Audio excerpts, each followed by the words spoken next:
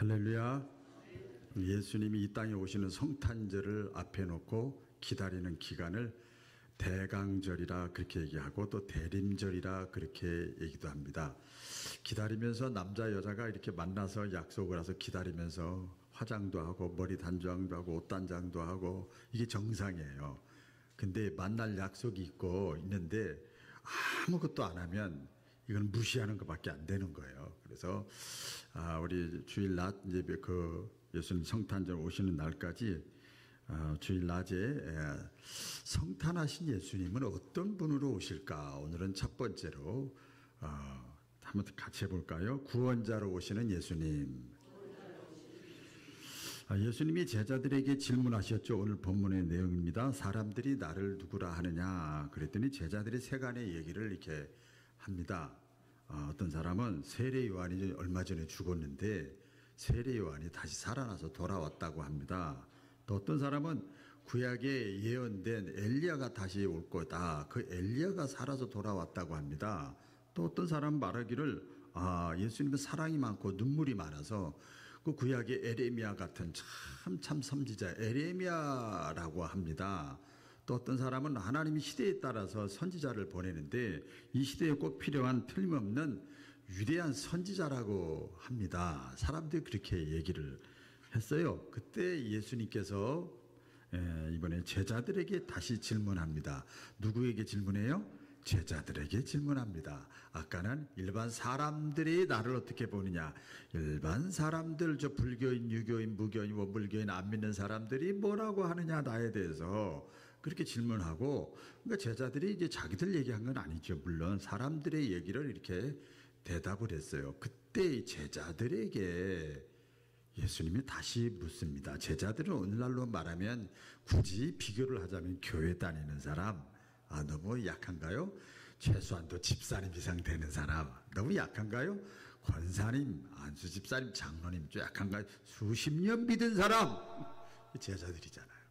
예수님과 같이 동고동락했잖아요. 많이 보고 듣고 그랬잖아요. 제자들에게 예수님이 다시 질문을 했습니다. 그러면 사람들은 나를 그렇게 얘기를 하는데 너희들은 나를 누구라 생각하느냐? 이렇게 예수님이 다시 질문을 합니다.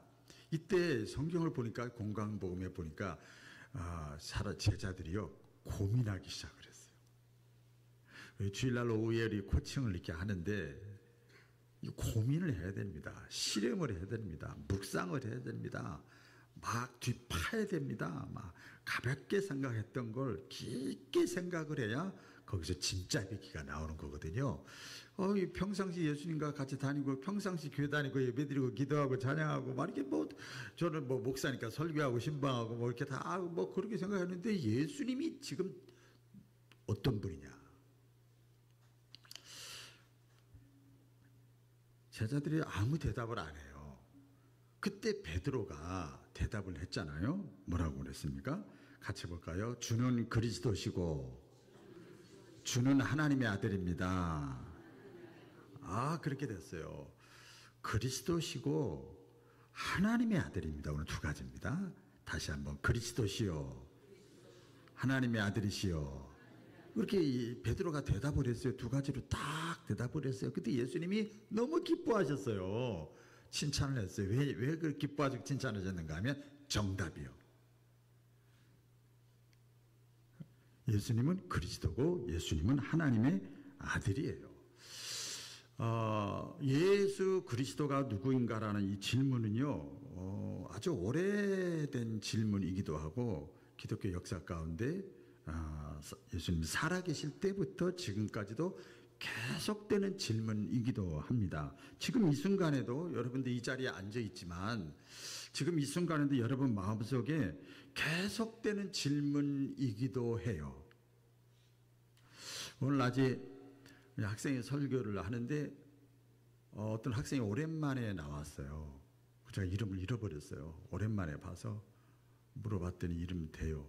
그래서 어떻게 오랜만에 나왔다. 무슨 일이 있었냐? 그래, 무슨 일이 있었어요. 다 학생들은 그냥 대답해. 여러분처럼 가만히 있질 않아. 딱 대답을 해. 왜? 무슨 일이 있었어요? 무슨 일이 있었니? 설교하면서 제가 물어봤어요. 그랬더니 가슴 아픈 일이 있었습니다. 울먹울먹 하더라고요. 그런데 어떻게 교회를 나왔냐? 고개 푹 숙이고 있어요. 그리고 말씀을 이렇게 전하는데 얼마나 그냥 바라봐 땡기더라고요. 말씀을 잡아 땡기더라고요. 중학교 2학년 학생인데 참 문제 앞에서 우리의 신앙을 이렇게 또 자라나는구나 하는 것을 또 느끼게 됩니다. 계속해서 우리가 교회는 나오지만 문제 앞에서 우리가 넘어지는 사람이 있고 과연 내가 믿는 예수, 내가 지금까지 믿어봤던 예수님이 어떤 분인가 질문을 하게 되죠. 우리가 이 예수님이 어떤 분인가를 정확하게 알아보려고 하면 그게 과연 그러한가 하면 타인의 말을 듣는 것보다는 당사자의 말을 듣는 것이 지혜로운 거죠. 그렇죠? 그래서 이번에 우리 그 계엄 사태 때문에 보니까 전부 다 막 웬만한 사람 직간접된 사람들 막 서로 말이 막 틀리니까 어떻게 해요? 수사팀을 확 꾸렸더라고요. 그래서 당사자를 불러서 같이 불러서 막 다 확인하는 거예요. 이 사람 저 사람 얘기 드릴 필요 없죠. 예수님이 뭐라고 하셨는가, 자기 자신에 대해서, 본질에 대해서 뭐라고 말씀하셨는가. 물론 베드로가 정답을 얘기했지만 다시 한번 말씀을 드리려고 합니다. 예수님은 첫 번째로 하나님의 아들로 오셨습니다. 할렐루야. 자, 아멘을 크게 봅시다. 예수님은 하나님의 아들로 오셨습니다. 아멘만 하시면 돼요. 믿음이. 예수님은 자기 자신이 하나님의 아들이라고 선포하셨어요. 오늘 베드로도 말한 것처럼 주님은 살아계신 하나님의 아들입니다. 띵동댕 맞다 칭찬하고 기뻐하셨어요. 그리고 예수님은 자기 자신에 대해서 이렇게 말씀을 하셨습니다. 많이 있지만 하나를 소개하면 내 아버지께서 모든 것을 내게 주셨으니 아버지 외에는 아들을 아는 자가 없고 아들과 또 아들의 소원대로 계시를 받은 자 외에는 아버지를 아는 자가 없느니라. 그렇게 말씀했어요. 그러니까 예수님은 뭐예요? 하나님을 아버지라고 그래요. 하나님을 아버지라고 그러고 자신은 하나님의 아들이라고 그럽니다. 하나님의 아들이라고 그래요. 예수님 스스로가 말씀하신 거예요. 이 사람 저 사람이 말할 필요가 없어요. 또 요한복음 10장에 30절 이하의 말씀에 보면 예수님이 이렇게 내가 하나님의 아들이지만 나와 아버지는 하나다, 동등하다. 예수님이 동시에 이렇게 말씀을 하셨어요. 그러니까 예수님은 하나님의 아들이지만 하나님과의 어떤 관계냐, 아들의 관계지만 하나님과 동등하신 분이다. 이렇게 예수님이 직접 말씀하셨어요. 여러분, 하나님의 아들이기 때문에 권세가 있는 거예요. 믿으시면 아멘. 하나님의 아들이기 때문에 능력이 있는 거예요. 그렇기 때문에 여러분, 그렇기 때문에 우리를 능력이 있고 권세가 있으니까 우리를 도와주실 수가 있는 거예요. 그렇잖아요. 그래서 기도하는 거예요. 도와줄 수 있는 능력이 있으니까 하나님을 그래서 의지하는 거예요. 그래서 이왕이면 하나님이 우리 주님이 말씀하시는 대로 기꺼이 억지로라도 순종하는 거예요. 따르는 거예요. 하나님의 아들이시기 때문에. 근데 하나님의 아들이라는 이런 믿음이 없고 고백이 없으면 당연히 의지하지 않죠. 당연히 기도하지 않죠. 당연히 순종하지 않죠. 믿음의 문제예요. 이 땅에 성탄하신 예수님은 하나님의 아들로 오신 분입니다. 두 번째, 예수님은 그리스도로 오셨어요. 이 베드로가 고백한 그대로입니다. 따라해 보겠습니다. 그리스도로 오셨습니다. 그리스도라고 하는 것은 기름 부음 받은 자라는 말이에요. 히브리 말로는 메시아 들어보셨죠? 메시아라는 뜻이에요. 구약 시대에 기름을 이제 붓는 사람들이 있었는데 세 사람이 있었어요. 왕과 제사장과 선지자가 있었어요. 왕이 취임식을 할 때 머리에 기름을 이렇게 부었어요. 오늘 세례식 할 때 이제 물을 부을 텐데 머리에다가 살짝 부을 텐데, 제사장이 또 임직을 할 때 제사장 그 직임을 감당하려고 할 때 머리에 기름을 부었고요. 또 선지자가 사명을 받고 임직이라고 그래요. 할 때 머리에 기름을 부었어요. 그러니까 기름 부어 받았다는 건 무슨 뜻인가 하면 하나님이 불러서 자격이 있어서도 부르지만 자격이 없지만 사용하려고 하나님이 불러서 사명을 주시고 감당할 수 있도록 기름 부음 받다는 게 뭐냐면 인정한다 그 뜻이요. 우리가 죄인이지만 예수님을 믿음으로 하나님의 자녀로 인정해 주는 것처럼 너의 직분을, 너의 권한을, 너의 능력을 이제부터 너에게 맡겨주겠다. 부여하는 거예요. 권한을 맡겨주는 거지요.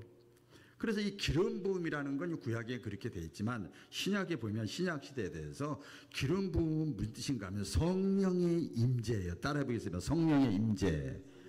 임재, 성령님이 임하신다. 그게 기름 부음이 있는 거예요. 그래서 주의 일은 누가 하는 거냐? 사실은 목사, 장로, 권사가 하는 게 아니고 성령의 임재를 경험한 사람이 하는 거예요. 쉽게 말하면 은혜 체험한 사람이 하는 거예요. 할렐루야. 은혜를 체험한 사람이에요. 가진 사람, 배운 사람, 뭐 건강한 사람이 하는 게 아니고 은혜를 그래도 체험한 사람이 주의 일을 하는 거거든요. 그래서 기름 부음 받은 거지요. 예수님이 첫 번째 이제 기름 받고 공적인 이제 일을 하잖아요. 공적인 일 사역을 드렸으면서 예수님이 이렇게 설교를 하셨습니다. 그때 예수님이 읽으신 말씀이 있습니다. 누가복음 4장 18절에 보면 주의 성령이 내게 임하셨으니 예수님 말씀하세요. 그죠? 하나님의 성령이 내게 임했다는 게 뭐야? 하나님이 나에게 기름 부었다. 내가 너를 사용하겠다 그 말이요.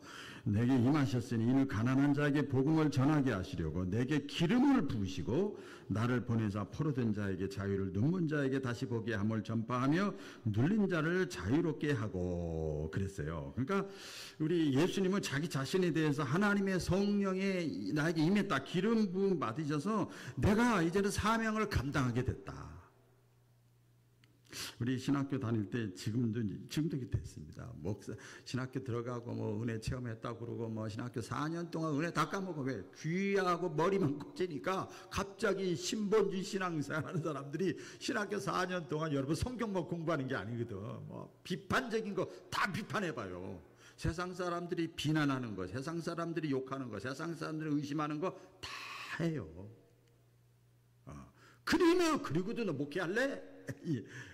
그런 거죠. 그때 성령 임재를 다시 한번 체험을 해야 돼. 그래서 막 금식기도도 강제로 시키고 법적으로 이렇게 하기도 합니다. 기름을 부으셨다 했는데 그리스도라고 하는 것은 메시아라는 뜻인데 다른 말로 하면 구원자라는 뜻이에요. 구원자. 따라해 보겠습니다. 구원자. 요한복음 4장에 우리가 잘 아는 내용이 있습니다. 실제 사건이죠. 예수님은 그 사마리아 수가성 우물가에서 한 여인과 대화를 합니다.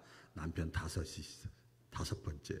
이 남자 저 남자 만나고 세상 재미도 하나도 없고 진짜 부인도 아니고 첩으로 살아요. 이 여인과 예수님이 대화를 하는데 이 여인이 얘기를 합니다. 사마리아 사람들은 그리심산에서 예배했는데 우리는 사마리아 사람이죠. 그러니까 그리심산에서 예배를 드렸는데 유대인들은 예배는 꼭 예루살렘에서만 드려야 된다고 합니다. 도대체 어느 말이 맞는 겁니까? 이 사마리아 여인이 예수님께 질문을 했어요. 그때 예수님이 그리심산도 아니고 예루살렘 시온산도 아닌 신령과 진정으로 예배할 때가 온다. 그렇게 예수님이 대답을 하셨어요. 그때 이 여인이 뭐라고 얘기를 하는가 하면 그거요. 신령과 진정으로 장수와 상관없이 진짜 예배를 예배답게 드리는 건요. 그리스도가 오시면 그때 그 그리스도가 우리에게 자세하게 다 알려줄 거 아닙니까?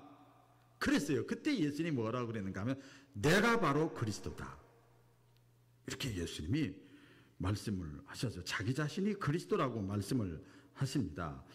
그 예수님 자신이 그리스도 메시아 구원자라고 예수님이 말씀을 선언을 또 하셨거든요. 대화 중에.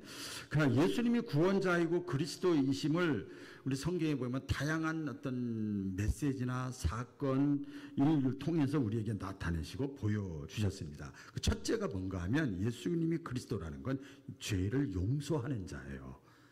메시아만 죄를 용서해 줄 수 있는 거예요. 우리 사람은요 잘 안 돼요. 근데 우리 예수님은 죄를 용서하시는 자예요. 우리 사람들이 여러분 성경에 사건 있잖아요. 중풍병자를 사람들이 4명의 친구가 데리고 왔잖아요. 지붕을 뚫고 예수님 앞에 내려서 고쳐주세요. 그랬어요. 예수님이 이 이 중풍병자에게 얘기를 합니다. 막 두려워하고 있는데 안심하라 그러면서 뭐라고 선언을 예수님이 하셨는가. 사람들이 많이 있는데 이렇게 말씀하셨어요. 따라해 보겠습니다. 내 죄 사함을 받았느니라. 내 죄 사함을 받았느니라. 그러니까 사람들이 웅성웅성 수근수근대기 시작해요. 아니 하나님만 죄 사하는 권세가 있지 어떻게 사람이 저 예수 저거 이상한 소리 한다 이단 아니냐 말하면 사람들이 막 수근수근 거립니다. 그때 예수님이 또 선언을 합니다. 나타내 주신 거예요. 자신이 그리스도 구원자라는 것을. 인자가 나에게, 인자라는 건 내가 죄 사하는 권세가 있는 줄을 내가 너희에게 알게 하려 하노라. 죄를 용서하는 분이 메시아고 구원자입니다. 또 성경에 나오잖아요. 행실이 부도덕한 여인인데 어떤 행실이 좀 방탕한 여인 같아요. 예수님의 이제 십자가 돌아가시기 전에 예수님의 그 발 앞에 향유를 옥합을 깨서 붓잖아요. 머리털로 씻고 또 막 자기 모든 걸 다 드리잖아요. 그때 사람들이 야 그거 아깝다 막 그러는데 그렇게까지 할 수 있느냐 그러는데 예수님이 이 여인에게 얘기를 합니다. 내 죄 사함을 받았느니라. 이건 하나님만, 구원자만, 메시아만 할 수 있는 얘기를 예수님이 또 거기서도 하셨습니다. 또 두 번째로 보면 우리 생명을 주는 자입니다. 생명을 주는 자. 요한복음 10장 18절에 보면 내가 그들에게 영생을 주노니 영원히 멸망하지 아니할 것이요 또 그들을 내 손에서 빼앗을 자가 없느니라. 그러니까 구원자 메시아라는 것은 생명을 집어넣어 줄 수 있는 사람이에요. 할렐루야. 예수님이 뭐라고 요한복음 14장 6절에 뭐라 내가 생명이다 생명 내 속에 있는 걸 집어넣어 줄 수 있는 분이 구원자고 메시아다. 예수님이 또 이렇게 사건을 통해서 말씀을 하셨어요. 또 예수님은 진리를 가르치는 자. 진리라는 건 시간이 지나가면 막 변하는 게 아니에요. 저도 책이 조금 있는데 이게 보니까요 안 보게 되더라고요. 그래서 10년 20년 30년 흘러가면 안 보게 돼요. 사람의 생각과 가치관과 이 사상은요 자꾸 변하더라고요. 그래서 안 보게 되더라고요. 그 진리라는 게 뭐예요? 시대가 흘러가도 변하지 않는 것이 진리잖아. 하나님의 말씀은 진리잖아요. 예수님은 그 가르침을 할 때 꼭 이렇게 말씀을 하셨어요. 성이 공감복음에 보면 내가 진실로 진실로 내가 너희에게 이르노니 내가 이르노니 그런 말씀을 예수님이 많이 하셔요. 그런데 이 보통 구약의 선지자들은 뭐라고 하면 내가 너희에게 이르노니 그러지 않고 하나님이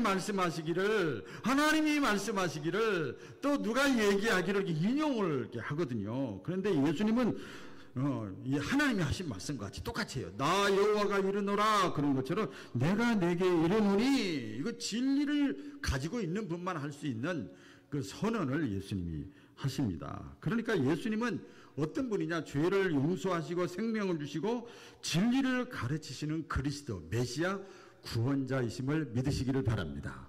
자, 이렇게 이론적으로 그래요. 자, 그런데 이제부터 중요한 것이 있습니다. 예수님이 하나님의 아들이고 그리스도라고 구원자라고 메시아라고 그걸 어떻게 믿어? 자, 이제부터가 중요한 거예요.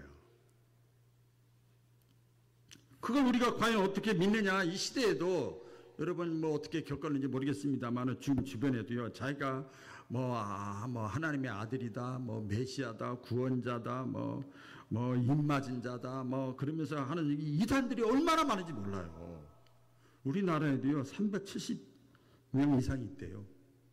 근데 참 신기한 것이 있어요. 370여 명 이상이 있는데 작게는 100여 명, 많게는 수십만 명이 따라.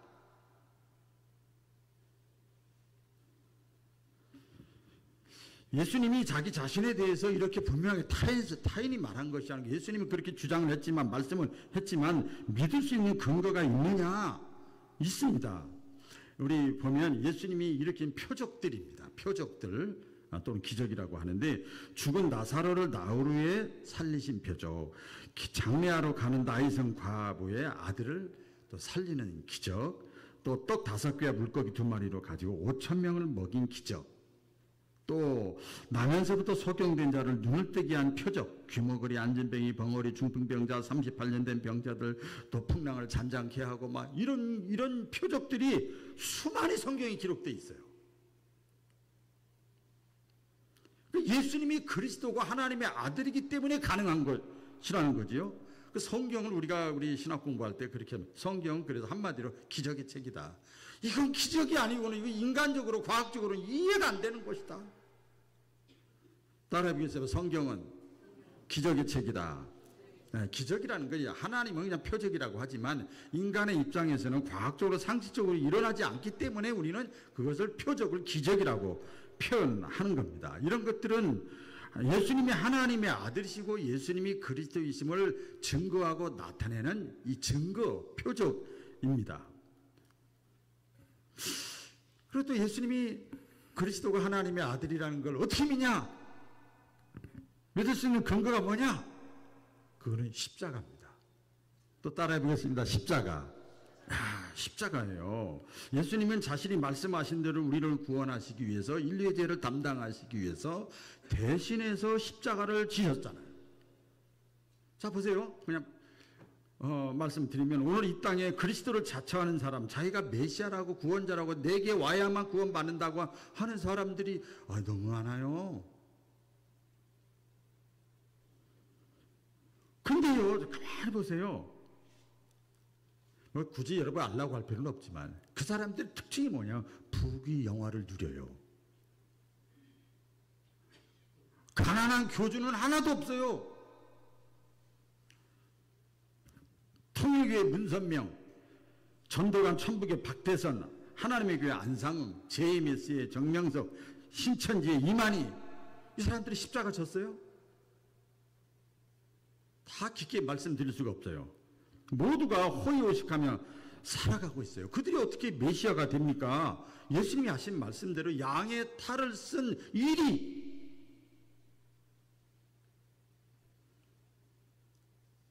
예수님이 그리스도가 하나님의 아들이라고 근거는 바로 십자가에 있음을 믿으시기를 바랍니다. 마지막입니다. 예수님이 정말 그리스도고 구원자고 메시아고 하나님의 아들이라는 증거가 뭐냐? 근거가 뭐냐? 부활입니다. 따라해 보겠습니다. 예수님의 부활.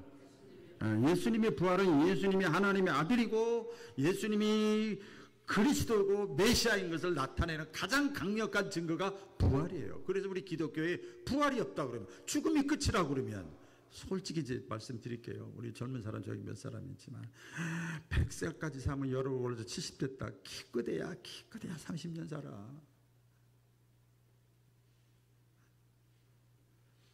제가 새벽에 촬영을 하면 연세 드신 분들 대화하면 너무 배우는 게 많아요.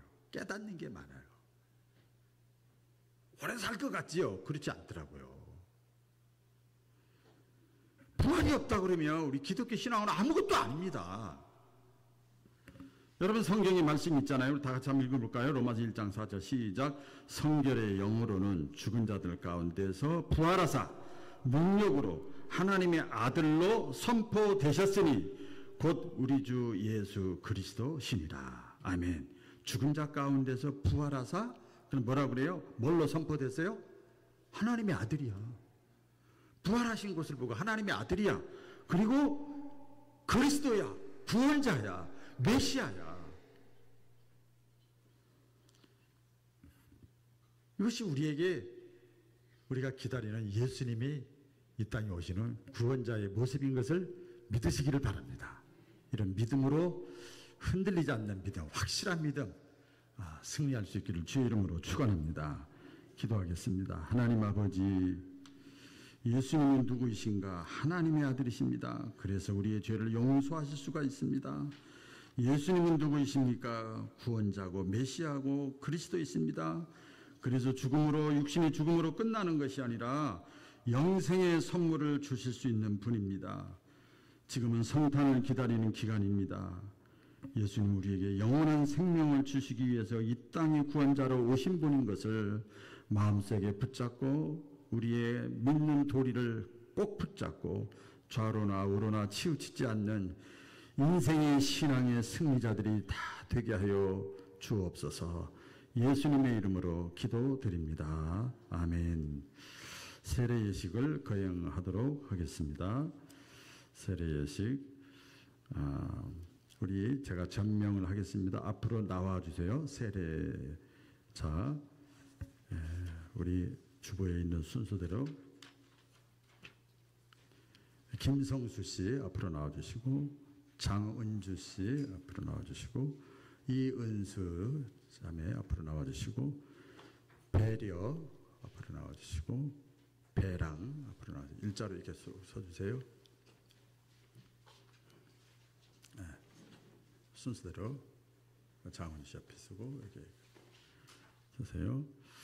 자, 예수님께서 말씀하시기를 누구든지 물과 성령으로 거듭나지 아니하면